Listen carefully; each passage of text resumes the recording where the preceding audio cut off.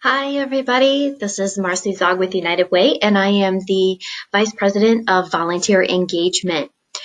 Want to start off by thanking you so much for everything that you do for our Day of Caring. You really, truly are what makes our Day of Caring successful, and we appreciate all of the hard work that you put into the day.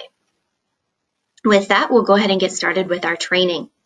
Because of you, we've had 21 successful days of caring, 1,791 projects have been completed, and over 105,000 hours of volunteer time has been put in. 25,761 volunteers participated, and more than $2.4 million of volunteer impact has been recorded. So thank you. So our 2019 Day of Caring, we have 100 projects this year and 1,800 volunteers have been requested. During this training, I'm going to go through our timeline, talk a little bit about best practices, our volunteer hub and how you'll get your volunteer information, and then we'll close the program. So our timeline, we started our recruitment in July and ended that August 12th. Volunteer registration opened on August 19th and it will close on September 9th. You may receive this before then, and just know if you do and you are communicating with your team leaders or your volunteers that may change up until September 9th. Project coordinators, that's you. You can access your team leader and volunteer information right now online on the Volunteer Hub, and I'll show you how to do that at the end of this. Team leaders, individuals, and project coordinators, we're going to ask that everybody connects to pre-plan for the day, September 10th through the 18th. Project coordinators, we will ask that you prepare your staff for the volunteer arrival and for the projects during that same time frame. And of course, our Day of Caring is September 19th this year. We have some best practices that we like to share with you. Just a few things that we do ask that you do before the day. We ask that you communicate with those team leaders before the Day of Caring. September 10th through the 18th is when we'd like you to do that, preferably before the 18th. We ask that you prepare your staff, clients, and your site for the Day of Caring. We want to make sure that the volunteers feel welcome when they arrive and the staff knows why they're there and what's going on. We ask also that you are prepared for the start of the day as soon as your volunteers arrive on September 19th. This helps for a smooth process for your day. So communicating with those team leaders, we want you to confirm the volunteer arrival time that you've set up and make sure that that's still accurate. Verify the number of people that are participating. Talk about your project for the day. If it has changed for any reason, please let your volunteers know that up front. We do ask that you try to do the same project that you submitted, but if you have something that is more pressing, we also let the volunteers know that there could be changes. Make sure that you talk about any heavy lifting or dress codes that may be set up.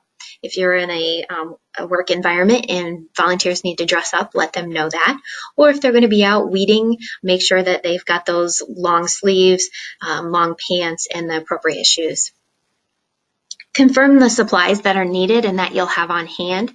You are responsible for making sure that you have all of the supplies on hand. However, if you are doing landscaping and you have a volunteer that has a favorite shovel that they want to bring, by all means they can. Or if you need some extra supplies, you can ask your volunteers to bring those. They are not required to do so, and we do ask that those volunteers keep track of those items as well. Our rain plan, this is something that has not changed since we started the Day of Caring, but it is a very important piece. We never know if it is going to rain or if we will have bad weather for the Day of Caring. Our Day of Caring will go on, rain or shine. So we ask that you make sure that you have an alternate plan set up with your volunteers. Those could include an indoor project. Maybe you will try to go later that day, or maybe you will try to pre-plan for another day in the future. We also ask that if you have to, we do know that you could need to cancel your project if you just can't reconnect with the volunteers, and that is okay. We do ask if you have alternate plans that you make for the day, you make sure that those volunteers know that plan and that you have a plan to enact it. So if it's going to sprinkle a little, your project might go on, but if it's going to storm, we need to maybe move the project. We also ask that you let us know at United Way of those plans. Remind your team if you're going to provide any snacks, lunch, drinks, or water. You are not required to do so, but we do ask that you make sure that they have water on site. Discuss the parking. If you have a smaller parking lot and you need people to carpool, please make sure you have that conversation with your team leader. And then you're going to receive a release form that you will have all team members sign on the day of caring.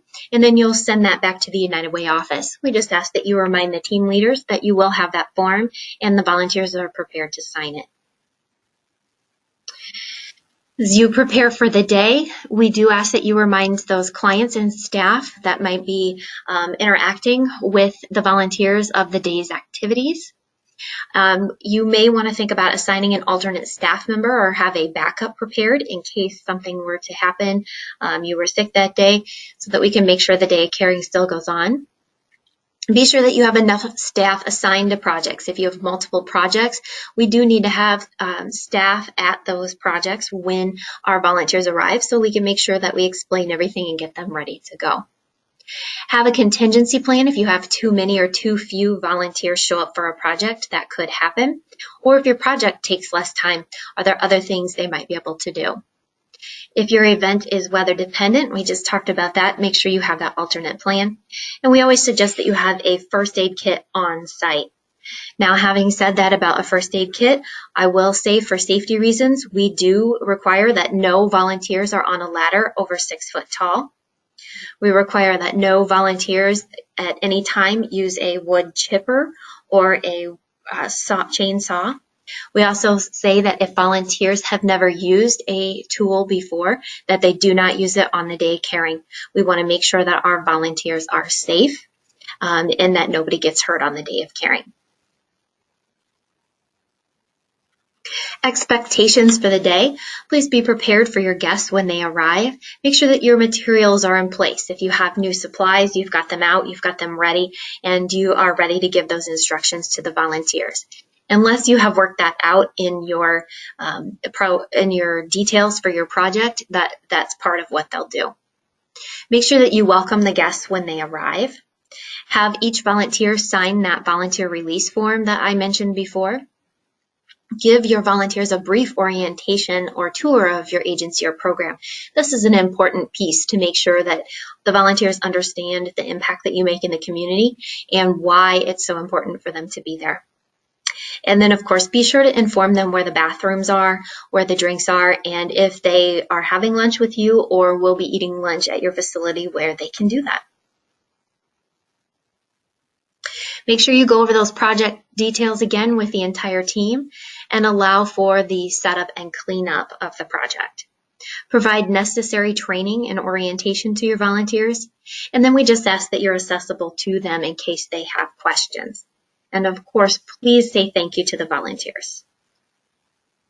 So with that said, let's talk a little bit about how you can access your volunteer information.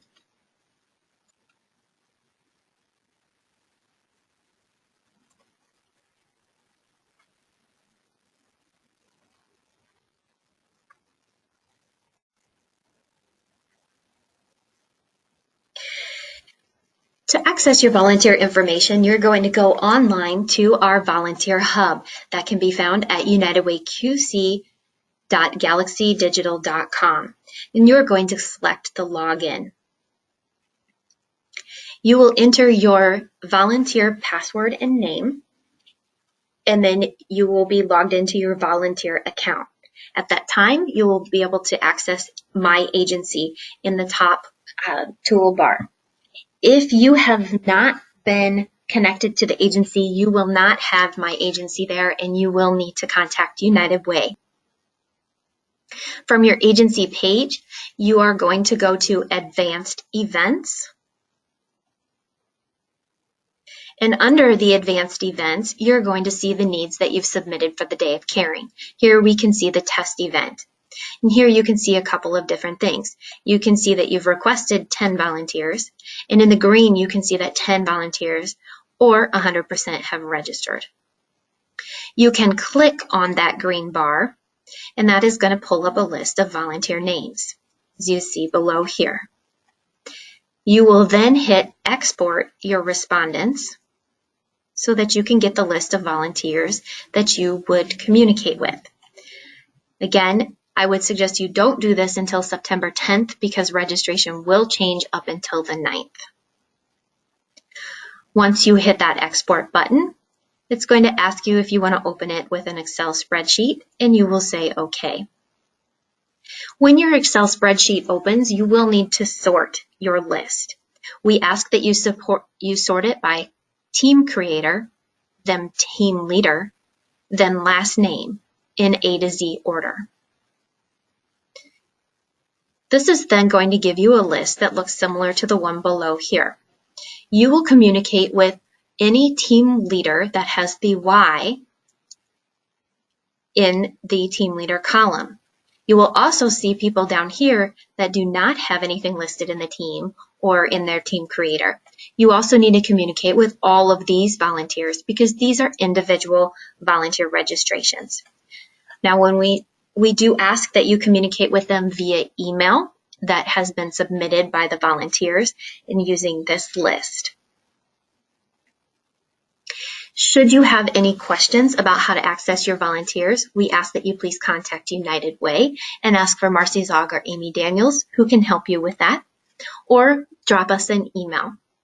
So thank you so much for participating in the Day of Caring. We look forward to working with you on September 9th and hope to see some of you. Have a great day.